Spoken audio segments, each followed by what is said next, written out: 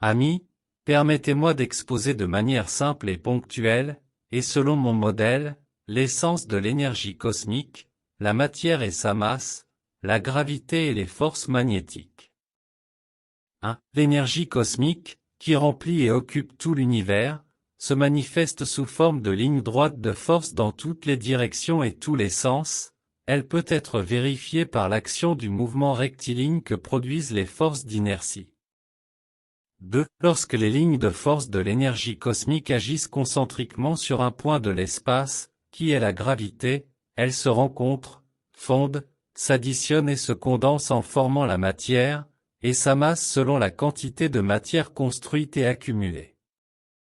3. Dans ces cas de création de noyaux de matière et de masse, et une fois que les lignes de force traversent le noyau central, elles se dilatent et agissent comme des lignes et des champs d'expansion et de redistribution d'énergie et de matière, champs magnétiques, que lorsque le noyau tourne, il crée et structure des orbites magnétiques positives qui capturent et créent des systèmes orbitaux, noyaux avec des orbitales autour de lui.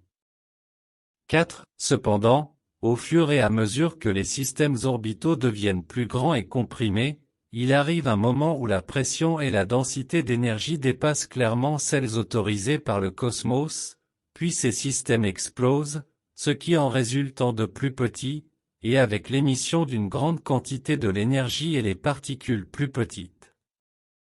Dans ce dessin, nous pouvons voir comment l'énergie cosmique dans son action concentrique, et agissant comme la gravité, se condense et se cohère dans la matière et la masse, et comment ces mêmes lignes d'énergie cosmique, en dépassant le noyau, deviennent des champs et des lignes de force magnétique, qui créent et redistribuent des orbitales autour du noyau central. Par conséquent, plus l'accumulation de matière est grande, plus le potentiel gravitationnel est grand, et un plus grand potentiel magnétique pour créer et composer des systèmes orbitaux. En fin de compte, si la pression de l'énergie du noyau, et son potentiel magnétique conséquent, dépassent certaines limites, le système orbital explose et devient d'autres systèmes orbitaux plus petits et dans le niveau de densité d'énergie que l'ensemble du cosmos requiert. Le dessin suivant montre comment le couple de forces antagonistes telles que la gravité, qui entre et agit vers l'intérieur du noyau, en le cohérant, et la force magnétique, qui passe et se dilate après avoir quitté ce noyau, construit tous les systèmes orbitaux de l'univers, noyaux atomiques avec leurs électrons, les électrons, leptons, avec leurs neutrinos, les étoiles avec leurs planètes, planètes avec leurs lunes. Des amas d'étoiles tournant dans des galaxies, paires d'astéroïdes. Tournant les uns sur les autres, tourbillons de poussière stellaire lorsqu'ils forment des protoplanètes, etc. C'est-à-dire que, dans tout le cosmos, le couple de forces antagonistes gravité-force magnétique pour son bon équilibre, crée des systèmes orbitaux, noyaux avec des orbitales autour d'eux, obtenant une distribution adéquate et une densité d'énergie d'A, similaire à celle du cosmos dans son ensemble, d'A égale masse du système volume du système. Comme nous l'avons dit, ces forces sont initialement directement proportionnelles les unes aux autres, puisqu'il s'agit de la même énergie cosmique agissant dans une direction différente et opposée. Cependant, et en raison de la compression des systèmes lors de la rotation, et de leur excès de densité, de pression et d'énergie, les forces magnétiques finissent par l'emporter sur les forces gravitationnelles et le noyau où le système explose en raison de l'excès de densité d'énergie. Cela se produit dans les grands systèmes tels que les atomes d'uranium plus ou les grandes supernovas. Permettez-moi maintenant d'expliquer de manière très simplifiée comment la matière et sa masse sont synthétisées à partir de l'énergie cosmique. La gravité. Premier point de gravité, ou graviton théorique.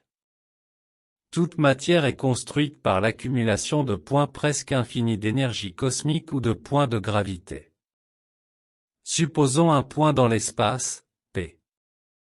En raison du fait que l'énergie cosmique occupe l'univers entier comme un immense fluide d'énergie, des lignes d'énergie presque infinies arriveront à ce point, P, concentriquement de toutes les directions extérieures de l'espace, avec lequel se formerait un point d'énergie tridimensionnel et concentrique qui, étant entouré de lignes d'énergie directes vers lui, ce point pourrait en attirer beaucoup d'autres avec les mêmes qualités, formant ainsi un conglomérat de points d'énergie cosmique condensés ou de particules matérielles de n'importe quelle taille et dimension, petites particules, moyennes, grosses particules, noyaux matériels, gros noyaux, etc., y compris les gros noyaux matériels comme notre Soleil. C'est-à-dire que toutes les particules, conglomérats de particules et noyaux de matière dans le cosmos sont composés de multiples points d'énergie cosmique condensés.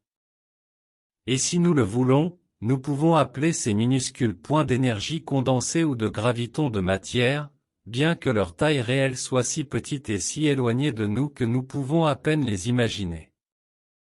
Dans ce dessin, nous voyons comment toutes les lignes concentriques d'énergie cosmique qui vont à un certain point de l'espace P, à mesure qu'elles se rapprochent et se mélangent, forment un point d'énergie cosmique, ou point de gravité, concentré et condensé, et que, parce que les lignes de force sont concentriques, elles ont la propriété de s'attirer et de former des conglomérats de points d'énergie condensés, ou points de matière. Astérisque, on voit aussi que la concentration des points d'énergie dans un noyau crée un vide autour de lui, qui marquera les dimensions du système orbital à créer dans le futur si le potentiel magnétique l'exige, étoile-planète, planète-lune, noyau, électron, électron-neutrino, etc. Dans ce dessin, nous analysons les niveaux cosmiques. Niveau cosmique. Le cosmos est structuré en niveaux cosmiques dimensionnels, de telle manière que la somme et la composition de nombreuses unités d'un niveau peuvent être structurées et composer des unités du niveau supérieur. Par exemple, la somme des unités atomiques, atomes, constitue une unité équivalente du niveau supérieur, qui sont les étoiles. De plus, tous les niveaux sont structurés de la même manière et avec les mêmes éléments, force, forme et composition. Par conséquent, les particules, les éléments, les forces, les lois physiques, etc., sont les mêmes à tous les niveaux. Les particules possibles entre un niveau et le niveau supérieur sont presque infinies, environ 10 à la puissance 60, car c'est le nombre approximatif d'unités d'un niveau nécessaire pour former et construire le niveau suivant. Cependant, on peut faire des groupes ou des catégories selon les dimensions des particules intermédiaires entre les niveaux, en s'appuyant sur les propriétés fonctionnelles de ces particules. Une indication de la façon dont ces groupes de particules pourraient être distribués est donnée dans le dessin. 1. Au niveau subatomique nous aurions sous-atome, environ 10 élevé à -80 grammes. Sous-molécules, formées de plusieurs sous-atomes. Sous-particules, déjà formées par d'importantes accumulations de sous-atomes. Les neutrinos, formés d'un nombre élevé de sous-atomes, et déjà dotés de champs magnétiques importants, sont proches de créer des systèmes orbitaux. Électrons-leptons, grande accumulation de sous-atomes, avec des champs magnétiques importants capables de capturer des neutrinos et de former des systèmes orbitaux. Et enfin les atomes, comme une grande accumulation de sous-atomes, de l'ordre de 10 portés à 57, avec un grand potentiel magnétique, capable de créer des orbites positives très strictes et de capter les électrons, leptons, nécessaires pour former une orbite système bien définie et structurée en termes de densité d'énergie interne. 2. À un niveau supraatomique nous aurions, déjà bien connus pour être à notre niveau d'observation, des atomes, des molécules, des particules, minuscules, petites, moyennes, grandes, petites et grandes météorites, petites et grandes lunes, planètes avec leurs lunes, et enfin les étoiles avec leurs planètes. C'est-à-dire la répétition de ce qui se passe au niveau subatomique. Amis, comme nous l'avons vu précédemment, les grands systèmes orbitaux peuvent exploser lorsqu'ils dépassent le niveau d'énergie autorisé par le fluide cosmique. Lorsque cela se produit, cela se traduit généralement par la création d'un système orbital plus petit que le précédent, et avec l'émission d'un grand nombre de particules énergétiques, particules matérielles à grande vitesse. Et cela se produit à tous les niveaux du cosmos. Supraatomique, avec l'explosion de gros atomes comme l'uranium. Niveau stellaire, avec l'explosion des supernovas. Niveau de supraétoile, avec explosion de supraétoiles, avec dans le cas de notre Big Bang.